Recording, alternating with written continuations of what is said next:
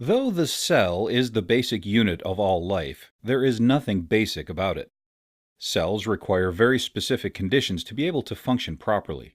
Temperature and the amount of water and nutrients must all be just right in order for a cell to be healthy, and these optimal conditions vary depending on the organism. The amount of fluid both inside and outside a cell is one condition that is very important, and this fluid amount is often determined by the amount of solutes outside of the cell. Solutes are particles that are dissolved in a solvent, and together they form a solution. In your body, these solutes are ions like sodium and potassium. There are three types of solutions that can occur in your body based on solute concentration: isotonic, hypotonic, and hypertonic. An isotonic solution is one in which the concentration of solutes is the same both inside and outside the cell.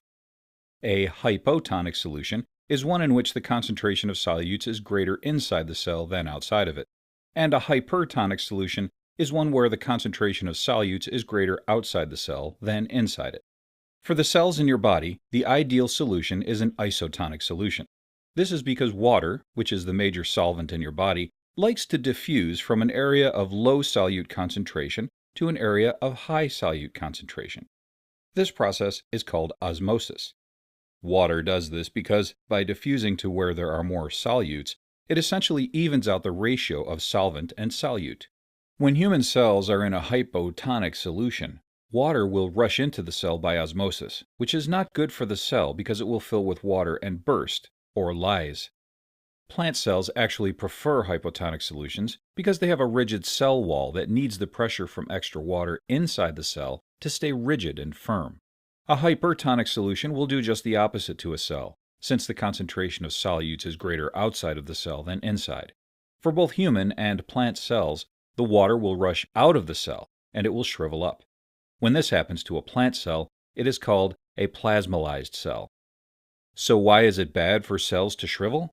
When a cell is placed in a hypertonic solution, it shrinks in size, which means that there is less volume to contain all of the important organelles and other structures inside.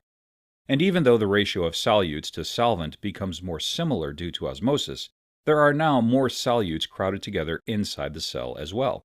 As mentioned before, cells also require a certain amount of water inside to function correctly, and together all of these imbalances can cause problems with cell functioning and processes.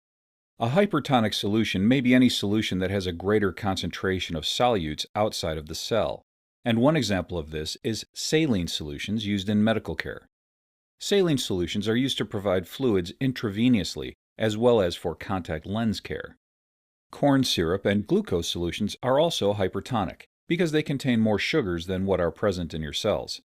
Your cells contain a certain amount of salt, but if you place them in a solution of salt water that has a concentration of salt higher than what is naturally found in your cells, this solution would be hypertonic.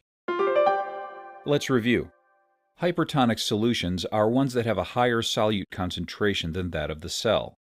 Hypertonic solutions cause cells to shrivel and shrink in size, which can cause problems and inhibit proper cell functioning.